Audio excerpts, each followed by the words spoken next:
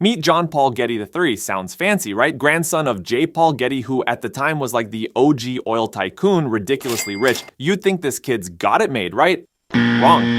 Turns out being a billionaire's grandson doesn't stop you from getting snatched. Picture this. It's the 1970s. Hair is big, pants are bell-bottomed, and one unlucky teenager is about to have the worst summer of his life. So, this Getty kid is living it up in Rome, being the rebellious teen he is. One night, bam! He's kidnapped right off the streets. Talk about your buzzkill. Plot twist. These aren't just your average low-life crooks. This is the Italian mafia we're talking about, like the Godfather level stuff. Now, you'd expect Grandpa Dearest to drop some serious dough to get his grandkid back, right? I mean, the dude's bathing in money. But this is where it gets messed up. Grandpa Getty? World's biggest cheapskate. Seriously, could make Scrooge McDuck look generous. The kidnappers want $17 million pocket change for Gramps. But what does this billionaire do? He's like, nah, too much. How about a couple mil? Take it or leave it. Dude, your grandkid is on the line here? The kidnappers are probably thinking, does this old dude want us to send body parts or something? Because let's be real, when you mess with the mafia, that's usually how it goes. But Grandpa Getty? He's just chilling at his mansion, counting his billions and probably complaining about the price of tea. Meanwhile, back in mafia hideout land, Getty III is starting to lose hope. These guys aren't playing nice, they're roughing him up and threatening worse. He's scared, alone, and starting to realize his granddad might be as heartless as the goons holding him prisoner. Things go from bad to bonkers. The mafia gets tired of waiting, so guess what they do? They chop off this poor kid's ear. Yeah, you heard that right. And what do they do with it? Mail it to a newspaper along with a lock of his hair and a note that basically says pay up or piece by piece, this kid's coming back in a box. You'd think now Oil Granddaddy would get his wallet out, wouldn't you? Maybe a little panic, a little urgency, but no, he's still haggling like he's buying a used car. Meanwhile, his grandson's probably wishing his grandpa got kidnapped instead. At this point, even Getty III's mom is begging the old man to cough up the cash. But you know what?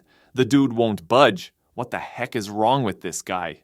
Does he not have a heart, or is it made of solid gold? You're probably sitting there thinking, this can't get any worse, right?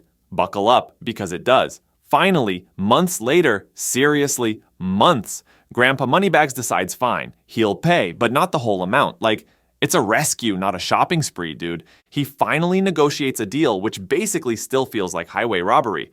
And get this, he loans the money to his own son, Getty III's dad, with interest. Because even in a family crisis, a billionaire's gotta make a profit. I swear this guy could sell ice to penguins. Finally, the ransom gets paid, John Paul Getty III is released, and you'd think this nightmare is over for him. Unfortunately, it's not. The trauma of the whole thing messes this kid up for life. He ends up struggling with addiction and health problems, a constant reminder of how badly his family screwed him over. So, what's the moral of the story? Well, having a ton of money doesn't make you a good person. And sometimes even family can be the worst kind of monster. Bet you didn't expect to get all deep on a wacky kidnapping tale, huh? The whole thing makes you wonder if even those swimming in cash can really afford things like love, loyalty, and basic human decency. Seriously, someone should have kidnapped Grandpa Getty and held him hostage until he learned some compassion.